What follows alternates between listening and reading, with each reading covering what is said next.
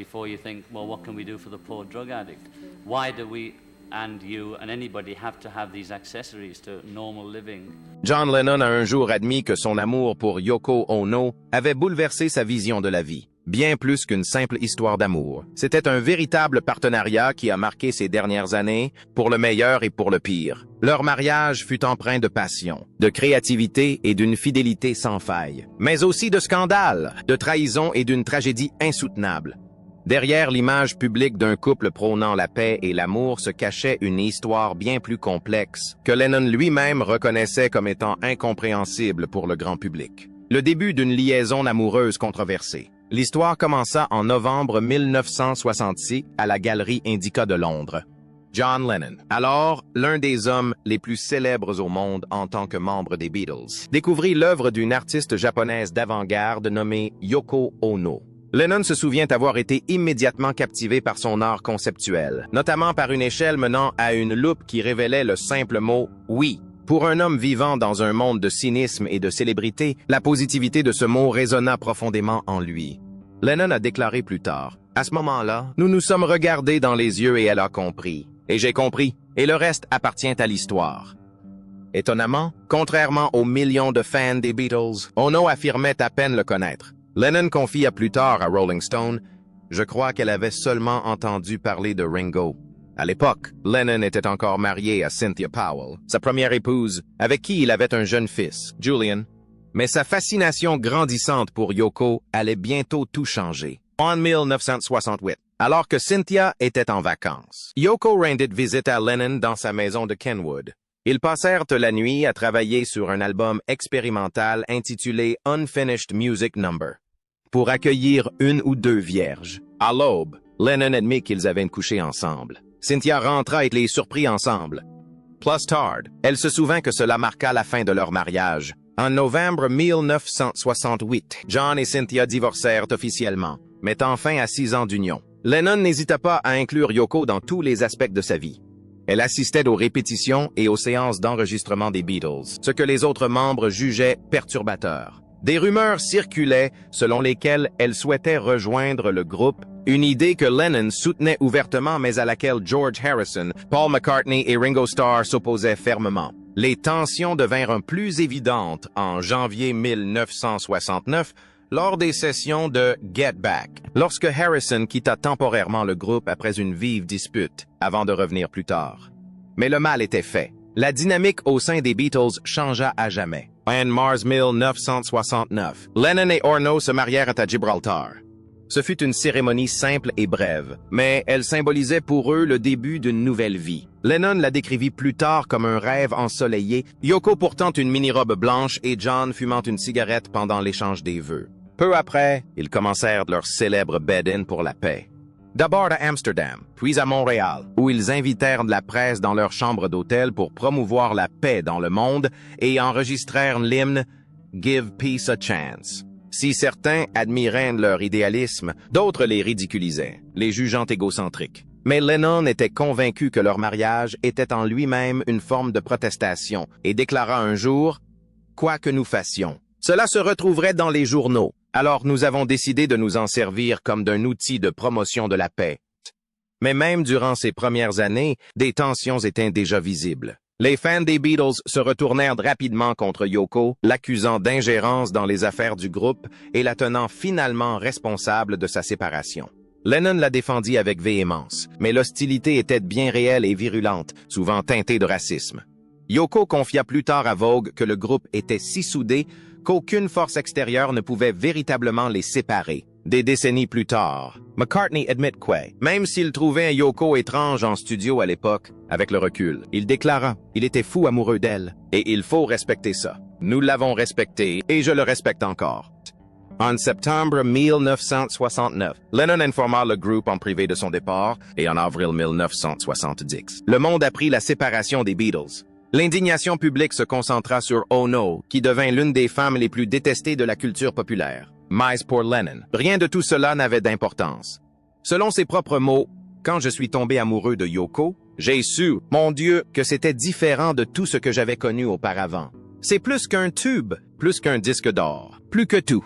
L'agitation, la dépendance et le prix de la célébrité. » Le mariage de John Lennon et Yoko Ono a rapidement dépassé le stade de la simple histoire d'amour. Il est devenu un catalyseur de controverses, de pression et de lutte personnelle. Si le couple se présentait comme des artistes intrépides et des militants pour la paix, leur vie privée révélait une toute autre réalité, marquée par la dépendance, la trahison et le poids écrasant de la célébrité. Dès 1969, Lennon luttait contre une dépendance à l'héroïne, une addiction destructrice qui s'aggrava après la fausse couche de Yoko la même année. Elle admit plus tard que son chagrin l'avait poussé à se droguer davantage pour tenter d'apaiser sa douleur. Cette dépendance affecta non seulement sa santé, mais aussi son travail artistique et son mariage. Amis et collègues se souviennent des sautes d'humeur explosives de Lennon durant cette période. Les Beatles, déjà au bord de l'imprévisibilité, devinrent désormais composer avec l'imprévisibilité de John en studio, qui exigeait la présence constante de Yoko. En temps normal, Paul, George et Ringo auraient résisté à de telles exigences, mais compte tenu de sa fragilité, ils évitèrent de la confrontation. Les tensions s'intensifièrent après la mort soudaine du manager des Beatles, Brian Epstein. En 1967, sans son influence stabilisatrice, les affaires du groupe sombrèrent dans le chaos. Lennon et McCartney s'opposèrent sur les décisions financières. McCartney souhaitait que ses beaux-parents, Les Eastman, gèrent le groupe, tandis que Lennon préférait Alan Klein. Ces différends ont exacerbé les tensions qui ont finalement conduit à la dissolution du groupe. Au début des années 1970, John et Yoko n'étaient plus seulement des musiciens, ils étaient devenus des personnalités politiques prises pour cible par le gouvernement américain en raison de leur opposition à la guerre du Vietnam. En 1972, l'administration Nixon lança une procédure d'extradition contre Lennon, espérant ainsi réduire à néant son influence auprès des jeunes électeurs. Le FBI le surveilla pendant des années, constituant un dossier volumineux. Yoko le soutint, mais la pression incessante plongea leur mariage dans une crise profonde. Parallèlement, la toxicomanie de Lennon s'aggrava. Selon des témoignages de proches, il consommait fréquemment de la cocaïne pour alimenter sa rébellion contre ses camarades du groupe et supporter la pression de la célébrité. Son addiction s'intensifia après un grave accident de voiture en Écosse, qui le laissa souffrant et exacerba encore sa dépendance. George Harrison et Paul McCartney observaient avec inquiétude la consommation de drogue de plus en plus ostensible de John et Yoko, notamment pendant l'enregistrement d'Abbey Road et leurs projets ultérieurs. En décembre 1971, le couple se produisit au John Sinclair Freedom Rally dans le Michigan, un concert de bienfaisance pour un militant condamné à 10 ans de prison pour possession de 2 joints. Leur activisme leur valut à la fois admiration et hostilité, faisant d'eux des icônes et des cibles. Durant cette période, ils sortirent l'album engagé Sometime in New York City, qui suscita de vives critiques pour son radicalisme. Lennon, cependant, insista sur le fait que Yoko et lui partageaient la même vision artistique, déclarant un jour « Yoko est aussi importante pour moi que Paul et Dylan réunis ». Mais malgré cette image publique d'unité, leur mariage battait de l'aile. Le stress lié à la surveillance gouvernementale, aux attaques médiatiques incessantes et à la toxicomanie de John a créé une pression insupportable. En 1972, leur relation atteignit un point de rupture. Leurs proches remarquèrent les tensions, et même Yoko admit des années plus tard qu'elle avait besoin de prendre ses distances. Ce qui suivit fut l'un des chapitres les plus singuliers de leur mariage, une période que Lennon qualifia plus tard de son « week-end perdu ». Mais avant ce chapitre tristement célèbre, un incident humiliant révéla la fragilité de leur relation. Selon leur ami proche, Elliot Mintz, Lennon, ivre lors d'une soirée électorale en 1972, eut bruyamment une relation sexuelle avec une autre femme dans la pièce voisine, sous le regard stupéfait et silencieux de Yoko parmi les invités. Il l'a mise dans une situation des plus embarrassantes, se souvient Mintz. Yoko lui aurait dit par la suite « Je peux lui pardonner ». Mais je ne sais pas si je pourrais jamais l'oublier. Les tensions étaient profondes, pourtant le mariage a tenu bon. Le stoïcisme de Yoko lui a permis de tout supporter, même si elle a admis plus tard que leur relation n'a plus jamais été la même. Pour Lennon, cependant, son comportement autodestructeur et sa dépendance croissante l'ont inévitablement conduit à sa perte. Le week-end perdu et le chemin du retour. Fin 1973, le mariage entre John Lennon et Yoko Ono était au bord de l'effondrement.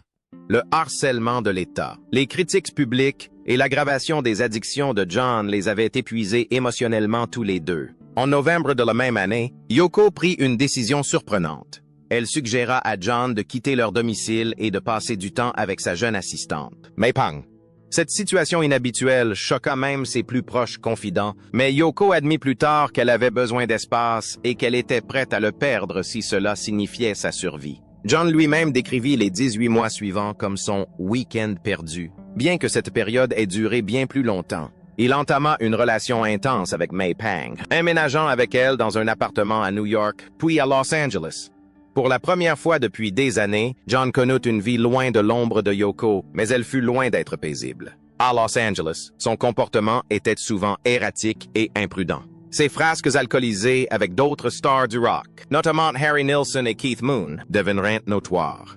Il s'est fait expulser de boîtes de nuit, s'est bagarré et a même enregistré des sessions chaotiques qui ont ensuite été abandonnées. Malgré ce chaos, cette période a aussi été marquée par des moments étonnamment productifs. Lennon a travaillé sur son album Walls and Bridges et a collaboré avec des musiciens comme Elton John, signant même un tube avec Whatever Gets You Through the Night.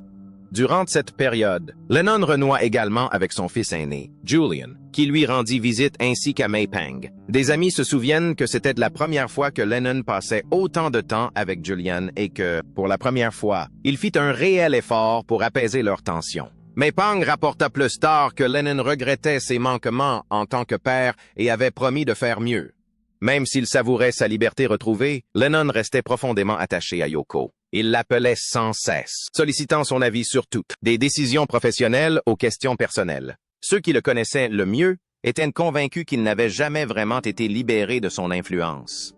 Elton John a déclaré plus tard que John parlait souvent de Yoko avec une grande vénération, la décrivant comme son véritable pilier, même lorsqu'il vivait avec une autre femme. Début 1975, le week-end perdu prit fin. Yoko aborda John et lui dit qu'il était temps de revenir.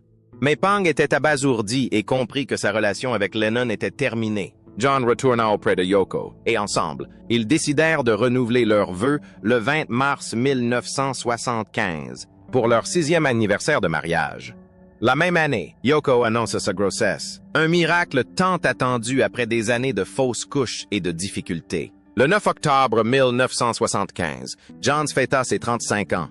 Le jour de son anniversaire. Leur fils, Sean Taro Ono Lennon, est né à New York. L'arrivée de Sean a tout changé. John était bouleversé et a déclaré que c'était le moment le plus important de sa vie. Il confia plus tard à Rolling Stone, « On essayait depuis 10 ans et, bon sang, on n'allait pas tout gâcher. » Et à la naissance de Sean, Lennon prit une décision radicale. Il se retira complètement de l'industrie musicale.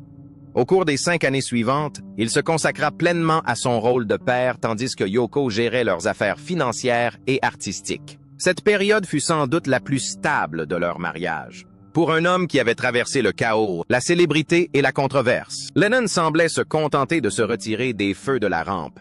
Il faisait du pain, s'occupait de son fils et menait une vie paisible et familiale, du moins selon ses propres termes. Yoko, toujours pragmatique et stoïque, veillait à la sécurité du foyer et à la préservation de leur héritage. Mais même dans cette paix retrouvée, l'ombre de son passé tumultueux ne s'est jamais complètement dissipée.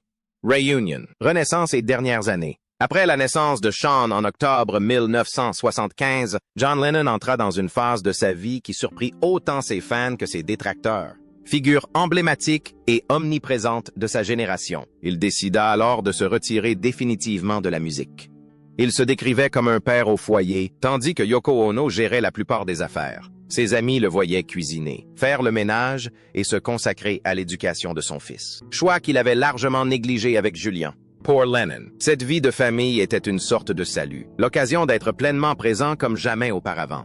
Mais même durant cette période plus calme, les fantômes du passé persistaient. Lennon restait très dépendant de Yoko. Il disait souvent que c'était elle qui avait structuré sa vie, lui apportant discipline et direction. Il a expliqué un jour, « Je peux être seul sans Yoko, mais je n'en ai tout simplement aucune envie. Il n'y a aucune raison au monde pour que je sois seul sans Yoko. Rien n'est plus important que notre relation. » Rien. Sa proximité était indéniable, mais aussi complexe. Certains proches affirmaient que Yoko continuait d'exercer une influence déterminante, gérant non seulement les finances de Lennon, mais aussi ses relations et ses choix artistiques. John et Yoko firent une rare apparition publique au bal d'investiture du président Jimmy Carter en 1977. Ce fut un moment symbolique. L'ancien Beatle rebelle, pris pour cible par l'administration Nixon, était désormais accueilli au plus haut niveau de la politique américaine. Pour Yoko, c'était la preuve que son militantisme n'avait pas été vain. Pour John, c'était le rappel qu'il avait trouvé une forme d'acceptation, au moins temporaire, dans un pays qui avait jadis tenté de l'expulser. Dès 1980, Lennon commençait à s'impatienter. Après 5 ans de vie domestique, il souhaitait renouer avec la musique, accompagné de Yoko. Il retourna en studio pour enregistrer Double Fantasy, un album qui reflétait autant leur mariage que leur passion pour la musique. Les chansons alternaient entre les contributions de John et de Yoko, instaurant un véritable dialogue entre mari et femme.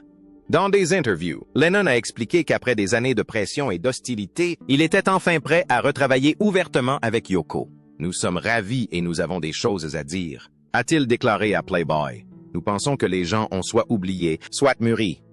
Les thèmes de Double Fantasy reflétaient leurs liens retrouvés. Des chansons comme Just Like Starting Over exprimaient la joie de John face à ce nouveau départ avec Yoko et Sean, tandis que Beautiful Boy était une tendre déclaration d'amour à son fils. Les contributions de Yoko offraient son propre point de vue, créant un portrait authentique et sincère de leur vie commune. Pour tous deux, ce projet n'était pas qu'un simple album, c'était l'affirmation de la pérennité de leur amour et de leur collaboration. Mais leur retour à la musique a ravivé d'anciennes polémiques. Les critiques continuaient de remettre en question le rôle artistique de Yoko, et les fans restaient partagés quant à son influence. Mais John rejeta les critiques, insistant sur le fait que son œuvre était son égale. Il déclara notamment « Yoko est aussi importante pour moi que Paul et Dylan réunis. Je ne pense pas qu'elle sera reconnue à sa juste valeur avant sa mort. » C'était peut-être la preuve la plus claire de l'estime qu'il lui portait, non seulement en tant qu'épouse, mais aussi en tant qu'artiste qu'il estimait sous-estimé. Derrière cet optimisme affiché se cachaient pourtant des vérités plus sombres. Yoko révéla plus tard que John était toujours hanté par les démons de son passé, notamment des tendances violentes et une lutte constante contre la dépendance. Dans ses dernières interviews, Lennon lui-même confessa « J'étais cruel envers ma femme. Je la battais et l'empêchais de faire ce qu'elle aimait. J'étais un tyran. Je me battais avec des hommes et je battais des femmes. » Ces mots révélaient les douloureuses contradictions d'un homme qui prêchait la paix tout en admettant avoir eu recours à la violence. Yoko supported ces contradictions. Son stoïcisme lui permet de rester à ses côtés malgré les épreuves. Ils avaient surmonté rupture, infidélité, haine publique et pertes personnelles. Et pourtant, en 1980, ils semblaient plus proches que jamais. Lennon confia à ses amis qu'il se sentait revigoré et qu'il envisageait l'avenir avec optimisme auprès de Yoko et Sean. Pour la première fois, leur mariage semblait stable, bâti sur des années de persévérance et de réconciliation. Mais le destin allait s'en mêler avec une cruauté qu'aucun d'eux n'aurait pu imaginer. La tragédie du 8 décembre 1980 et ses conséquences. Le soir du 8 décembre 1980, John Lennon et Yoko Ono rentraient à leur appartement du Dakota Building à New York après une longue journée en studio. Ce qui devait être une soirée ordinaire allait devenir l'une des nuits les plus tragiques de l'histoire de la musique. Alors qu'ils franchissaient le porche de l'immeuble, un homme nommé Mark David Chapman, qui attendait dehors depuis des heures, s'avança et tira plusieurs balles dans le dos de Lennon. Yoko se trouvait à quelques pas seulement et a été témoin de la scène tragique qui a bouleversé sa vie à jamais. Lennon aurait réussi à monter quelques marches dans l'immeuble avant de s'effondrer. Le personnel de l'immeuble s'est précipité à son secours tandis que Yoko appelait désespérément à l'aide. La police est arrivée rapidement et a constaté la gravité de ses blessures. L'agent James Moran a décidé de ne pas attendre l'ambulance et a conduit Lennon à l'hôpital Roosevelt dans sa voiture de patrouille, Yoko le suivant de près dans un autre véhicule. À l'hôpital, les médecins, sous la direction du Dr. Stephen Lynn, ont tout fait pour le sauver, mais ses blessures étaient trop graves. Lennon a été atteint de plusieurs balles dans la poitrine, ce qui ne lui laissait aucune chance de survie. John Lennon a été déclaré mort à 23h07. Il n'avait que 40 ans. La nouvelle de sa mort se répandit instantanément à travers le monde, plongeant des millions de personnes dans la consternation. Des veillées improvisées se formèrent dans les villes du monde entier, et les stations de radio diffusèrent en boucle les chansons des Beatles. Pour Yoko, le chagrin était insupportable. Elle a admis plus tard qu'elle avait eu du mal, pendant plusieurs jours, à imaginer vivre sans lui. Dans une interview de 1990, elle a confié qu'après la mort de John, certains jours, il lui paraissait tout simplement inutile de continuer. L'horreur de cette nuit fut d'autant plus poignante que Lennon était conscient de sa propre vulnérabilité. Des années auparavant, en 1965, il avait déclaré dans une interview que les Beatles pourraient finir dans un accident d'avion ou abattus par un fou. Cette prophétie s'est avérée d'une justesse effrayante. Chapman lui-même a admis plus tard avoir tué Lennon pour se faire connaître et portait, même sur lui, un exemplaire de l'attrape-cœur pour étayer son explication macabre. Son calme après le meurtre choqua les témoins. Il resta simplement debout près de l'entrée du Dakota, attendant son arrestation, et déclara froidement au concierge « Je viens de tirer sur John Lennon ». La douleur de Yoko fut exacerbée par l'obsession mondiale suscitée par la tragédie. Méprisée par les fans des Beatles pendant des années, elle devint, après l'assassinat de Lennon, la gardienne de son héritage. Elle décida de ne pas organiser de funérailles, John ayant refusé cette idée. Elle invite plutôt ses fans du monde entier à observer 10 minutes de silence en son honneur. Des millions de personnes répondirent à son appel, se rassemblant sur les places publiques et dans des maisons privées pour rendre hommage à cet homme qui avait prêché la paix et l'amour, avant de mourir de façon violente.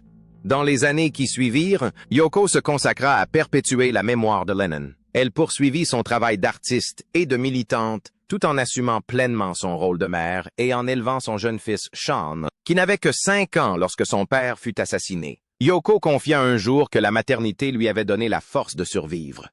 En tant que mère, je me suis dit que je devais survivre. Elle a continué à vivre, mais les derniers souvenirs de cette nuit ne l'ont jamais quittée. Même des décennies plus tard, Yoko a rompu le silence sur les événements du 8 décembre. Elle a décrit ce moment où, assise dans la voiture en route pour l'hôpital, elle a réalisé qu'elle allait perdre sa compagne pour toujours.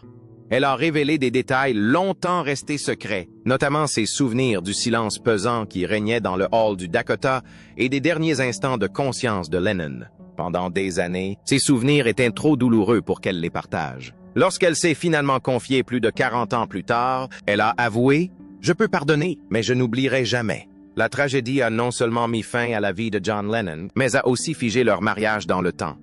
Des années de musique, d'art et d'activisme, qui auraient pu encore s'épanouir, ont été volées en un instant. Pour Yoko, la perte n'était pas seulement celle d'un mari, mais aussi celle d'un homme qui la considérait comme sa muse, son pilier, son égal. Le mariage de John Lennon et Yoko Ono était bien plus complexe que ce que les gros titres ont jamais laissé entendre. Un mariage fait de dévotion, de trahison, d'activisme et de tragédie. Certains les qualifiaient de légendaires, d'autres de controversés, mais leur impact est indéniable. Qu'en pensez-vous? Leur histoire d'amour était-elle vraiment indestructible? Ou était-elle vouée à s'effondrer sous le poids de la célébrité et du chagrin? Partagez vos impressions ci-dessous et n'oubliez pas de liker, de vous abonner et d'activer les notifications pour découvrir d'autres histoires sur la vie de ces légendes.